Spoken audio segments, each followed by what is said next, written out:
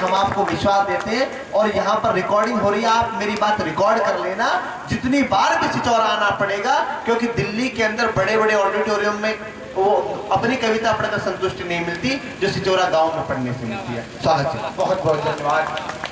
लाखों की हजारों की भीड़ में पढ़ने वाले लोग आज मेरे गांव में, मेरी जन्मभूमि में है। मुझे बड़ी प्रसन्नता हो रही है, बड़ा हर्ष हो रहा है। मैं आज का कवि सम्मेलन जिनके नाम समर्पित किया गया है स्वर्गीय राम सखी शर्मा जी को, उनको याद करते हुए और इस मिट्टी की चार प्रतियां, अपनी चार प्रतियां समर्पित करता हूं और इस मिट्टी की जो खुशबू मैं दुनिया में बिखेरता हूं उन चार प्रतियों से प्रारंभ करता हूं। क्या है महोबा की धरा, इसका यज्ञ में पहली पंक्तियां कि हवन में मंत्र के संग गंधवा अंगार बोलेगा, हवन में मंत्र के संग गंधवा अंगार बोलेगा, हमारी कलम बोलेगी तेरा अखबार बोलेगा। वाह। हवन में मंत्र के संग गंधवा अंगार बोलेगा, हमारी कलम बोलेगी तेरा अखबार बोलेगा। मैं आल्हा और ऊदल की महोबा की धरा का हूँ, जहाँ का बोलता पानी वही संसार बोलेगा, जहाँ का बोलता पानी वही संसार बोलेगा। वाह वाह, क्या बात। इसीलिए मैं कहता हूँ आओ मिलकर करे वंदना माँ शारदे भवानी की, आओ मिलकर करे वंदना माँ शारदे भवानी की, दिल से करें प्रार्थना यारो इस मिट्टी बलिदानी की। मैं चेतन हूँ, गीत चेतना के ही हरदम गाऊंगा, शान न जाने दूंगा मैं बुंदेलखंड के पानी की, शान न जाने दूंगा मैं बुंदेलखंड के पानी की। आज जब गांव से लेकर शहरों तक वो माहौल हो जहां पर कविता कहीं ना कहीं पीछे जा रही हो, जहां देश धर्म राष्ट्र धर्म को जगाने की आवश्यकता हो, वहां पर मेरे भाई प्रभात ने बताया कि ऐसे हनी सिंह के गाने चलाए जाते हो, शाहरुख सलमानों के गानों पे ठुमके लगाए जाते हो, तब कहीं ना कहीं एक 25 वर्ष के नौजवान को यहाँ से निकलकर और देश राष्ट्र धर्म की बात करने के लिए, चाहे सावन की फुहारें हो, चाहे भादों की बरसात हो, चाहे चैत्र की दोपहरी हो, उसे अंगारे बरसाते हुए राष्ट्र धर्म को जगाने के लिए कविता लिखनी पड़ती है, पंक्तियां लिखनी पड़ती है। मैं कहता हूँ कि पी हलाहल द्वेष पीड़ा, पी हलाहल द्वेष पीड़ा प्यार मैं कैसे लिखूं, पी हलाहल द्वेष पीड़ा प्यार मैं कैसे लिखूं, बैठ शोलों के निकट मनुहार मैं कैसे लिखूं, जब जरूरत है वतन मेरा ही जल्दी से जगे, तब भला इस हाल में श्रृंगार में कैसे। क्या बात है, वाह बहुत बढ़िया, श्रृंगार में कैसे, वाह बहुत बढ़िया। स्वागत। तब कहता हूँ तुम करते रहो कर्त के, तुम करते रहो कंगन चूड़ी प्यार की बातें, तुम करते रहो कंगन चूड़ी प्यार की बातें, सनम की बाहों में बाहें डालकर इजहार की बातें। मैं कैसे रोक लूं खुद को, मैं कैसे रोक लूं खुद को, इस लुटते वतन को देखकर मेरे सीने में हिंदुस्तान करूं अंगार की बातें, मेरे सीने में हिंदुस्तान करूं अंगार की बातें। इसलिए मैं एक ऐसी कविता एक ऐसे वीर योद्धा के लिए समर्पित करता हूं जिन्हें स्वतंत्रता आंदोलन का अग्रदूत कहा जाता है, जिन्होंने एक जीवन में ही दो आजीवन कारावास की सजा भोगी। मेरे मंच के वाह समृद्ध साथी सभी जानते हैं, जी हाँ मैं वीर सावरकर की बात कर रहा हूँ। मैं पंक्तियां निवेदित करता हूँ। स्वागत, बहुत बड़ा विषय। पहली आहूत स्वतंत्रता आंदोलन, याद कीजिएगा वह अंग्रेजी हुकूमत और हमारे देश के योद्धा, हमारे देश के वीर शूरवीर, और एक ऐसे योद्धा की बात जिसे इतिहास के पन्नों से कहीं ना कहीं वो स्थान नहीं मिला जो मिलना चाहिए। गायब करने का षड्यंत्र किया गया, क्योंकि आजादी के बाद, स्वतंत्रता के बाद सत्ता किन हाथों में रही, किस तरह इतिहास को बदला गया, आज युवा पीढ़ी उसको जान रही है। मैं उस वीर योद्धा की बात करता हूँ, पंक्तियां निवेदित करता हूँ, समय बहुत कम है, मैं केवल भूमिका की स्थिति में हूँ।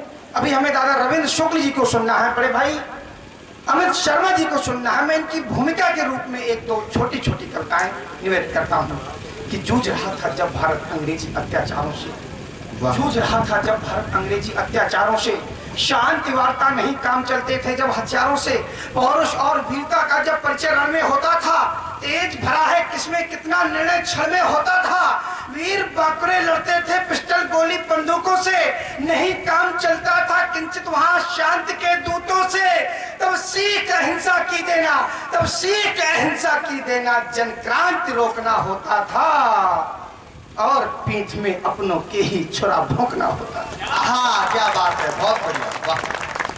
जूझ रहा था जब भारत अंग्रेजी अत्याचारों से, शांति वार्ता नहीं काम चलते थे जब हथियारों से, पौरुष और वीरता का जब परिचय रण में होता था, तेज भरा है किसमें कितना निर्णय क्षण में होता था, वीर बाकुरे लड़ते थे पिस्टल गोली बंदूकों से, नहीं काम चलता था किंचित वहां शांति के दूतों से, तब सीख अहिंसा की देना, जन क्रांति रोकना होता था और पीठ में अपनों के ही छुरा भोंकना होता था। क्या बात है, वाह वाह। और पीठ में अपनों के ही छुरा भोंकना होता था।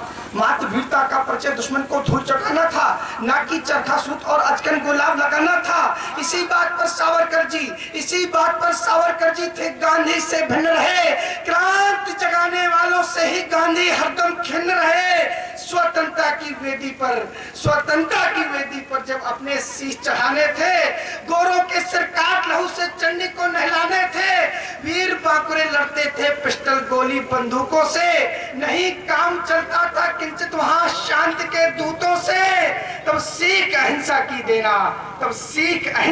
देना, जन क्रांति रोकना होता था और पीठ में अपनों के ही छुरा भोगना होता था। वाह चेतन, वाह, जिंदाबाद, वाह।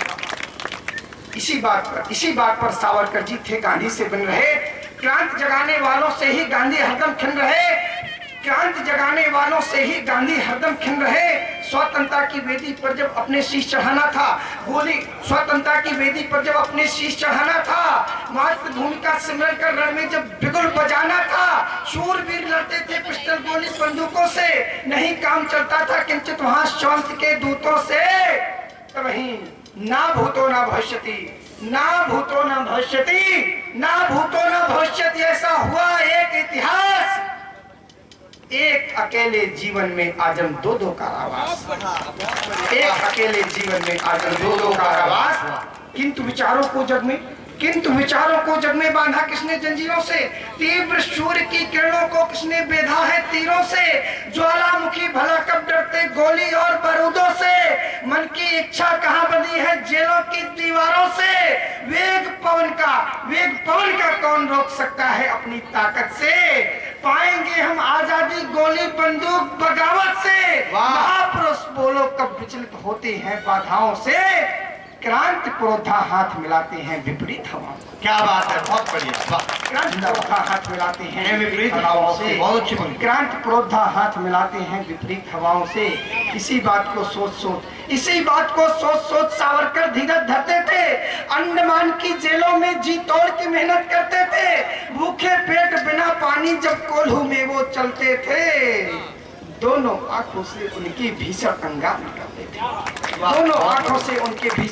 निकलते थे, भूखे पेट बिना पानी जब कोल्हू में वो चलते थे, दोनों आंखों से उनकी भीषण अंगार निकलते थे, वर्षों सही यातना ऐसी तब जाकर आजादी आई है, ना कि कुटिया में बैठे रह बस सूत काटते, वाह, जिंदाबाद, वाह। ना कि कुटिया में बैठे रह बस सूत काटते, वाह, ये सत्यता है, ये सत्यता है।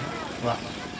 इसलिए बड़े भाई रविंद्र शुक्ल जी कहते हैं, आज युग धर्म की आवश्यकता है, राष्ट्र धर्म की आवश्यकता है, राष्ट्र को जगाने की आवश्यकता है, क्योंकि कविता वो नहीं है जो लोग सुनना चाहिए, कविता वो है जो राष्ट्र धर्म को जागृत कर दे, जो कवि को सुनाना चाहिए, जो वर्तमान में घटित हो रहा है उनका सही चित्रण समाज तक पहुंचाना चाहिए। तब मैं लिखता हूँ, जब देश पर लगातार हमले होते हैं, पहले 26/11 होता है, पठानकोट होता है, उरी हमला होता है, लगातार जब इस तरह के हमले होते रहते हैं और लचर व्यवस्था हमारे देश में विद्यमान रहती है, तब कहीं ना कहीं एक शक्तिशाली शासन जब दिल्ली की धरती पर आसीन होता है, जब देश के यशस्वी प्रधानमंत्री जी ऐसे जिन्होंने भारत का गौरव, देश का गौरव दुनिया के पटल पर ऊंचा किया, हमें उनसे उम्मीदें होती हैं। उरी हमले के बाद एक सैनिक का पत्र आता है, एक सैनिक पत्र लिखता है देश के प्रधानमंत्री के नाम। ये कविता मेरे लिखने के माध्यम से माँ वाणी ने भेजी, मैं पंक्तियां निवेदन करता हूँ। एक सैनिक क्या कहता है कि सर्दी गर्मी वर्षा सहते, डरते नहीं तूफानों से, दिनों रात तत्पर रहते हम लड़ने को शैतानों से। हमने अपना पूरा जीवन भारत माँ पे वार दिया, होली दूज दिवाली बंधन ना कोई त्योहार किया। जब से फौजी वर्दी पहनी बस केवल ये जाना है, गोली बम बंदूक खिलौने पिस्टल, गोली बम बंदूक खिलौने बिस्तर खुला ठिकाना है। नहीं चैन की नींद और न फिक्र पेट भर खाने की, केवल आंख ताक में रहती दुश्मन चैन ठिकाने की। हिम पर्वत में भी तन तपता रहता है अंगारों सा, हिम पर्वत में भी तन तपता रहता है अंगारों सा। सियाचिन की घाटी में भी मारकंड की मारों से, सियाचिन की घाटी में भी मारकंड की मारों सा। इन सभी बाधाओं से हम तनिक नहीं घबराते हैं, जान हथेली पर लेकर हम सबकी जान बचाते हैं। हमें नहीं है फिक्र यहाँ अपने बिखरे अरमानों की, हमसे लाश न देखी जाती मरते रोज जवान। वाह वाह, बहुत बढ़िया। हमसे लाश न देखी जाती मरते रोज जवानों की। तब वो सैनिक निवेदन करता है, इसीलिए ऐसा जवाब दो जिससे दुनिया हिल जाए, खंड खंड भारत अखंड फिर से भारत में मिल जाए। मोदी जी काम नहीं आने वाली अब केवल घुर की, जब को जरा दिखा दो शैली लाल बहादुर की। लेकिन पहले कुछ दिन करो तैयारी अंदर की, लड़ने को तैयार रहे सब मानो फौज सिकंदर की। भीतर दुष्टों से लड़ने को बजरंगी तैयार करो, पिस्टल बम बंदूक के तलवारें नंगी तैयार करो। पुलिस पीएससी का भी पूरा बंदोबस्त करो, पर रहे नाक के नीचे आतंकी अड्डे ध्वस्त करो। वादिये पकड़ जेल में सब भर दो, आतंकी रहनुमाओं के भी पंख कतर दो। देशद्रोही जितने हैं ढूंढकर मरवा दो। वाह भोपाल। हाँ, सबसे बड़ी बात है रामराज आ गया। लेकिन अगर जेल को खुला छोड़ दे तो जेल से कोई भागने के लिए तैयार नहीं है, नोट कोई हजार के दादा लेके जा रहा, कोई लूटने को तैयार नहीं है। रामराज आ चुका है। वाह, स्वागत है।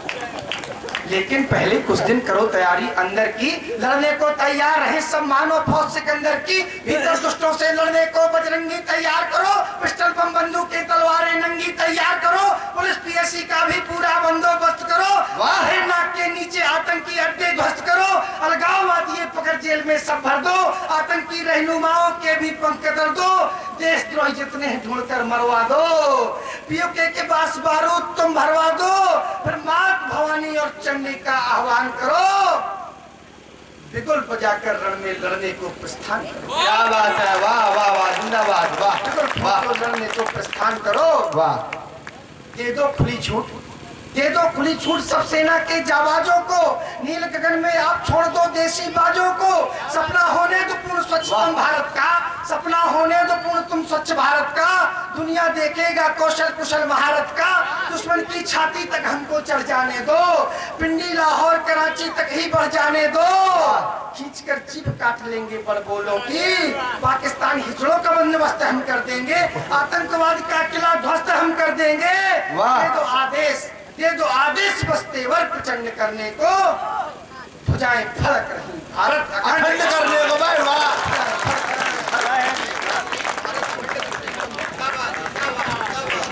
बहुत बहुत धन्यवाद चेतन जी। भुजाएं फड़क रही भारत अखंड करने को। एक बार जोरदार तालियां बजाएं चेतन जी के लिए। वाह, अंकल जी जा रही हैं, मुझे लग रहा है पाकिस्तान ही जा रहे हैं। वाह, लग रहा है पीछे आपने छोटा पाकिस्तान बना रखा, आप अपने हिसाब से निपटा कहेंगे उसको। बहुत बहुत धन्यवाद। कई बार मेरी चेतन से बहस हो जाती है, कहता है कि हम वीर भूमि के हैं। मैंने कि भाई वीर भूमि के तो हम भी एक ग्रेटर नोएडा के। कहते नहीं तुम वीर भूमि के किसमें हो? हमारे यहाँ पे आला उदल जी हुए जिन्होंने पृथ्वीराज चौहान को हरा दिया। मैंने कि मानते हैं बुंदेलखंड में आला उदल पैदा हुए, पर उसमें चेतन जी तुम्हारा क्या योगदान? जहाँ भगवान की इच्छा होती है प्लॉट खाली होता है, वहां आदमी पैदा हो जाता है।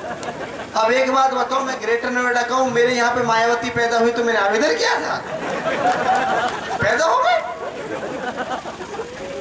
तो मित्रों आइए, हंसी मजाक तो मैं कितनी देर तक आपसे कर सकता हूँ, लेकिन मंच से जब कविता हो रही है, विशुद्ध कविता हो रही है, तो मैं भी चाहता हूँ कि आपको कविता ही सुनाई जाए।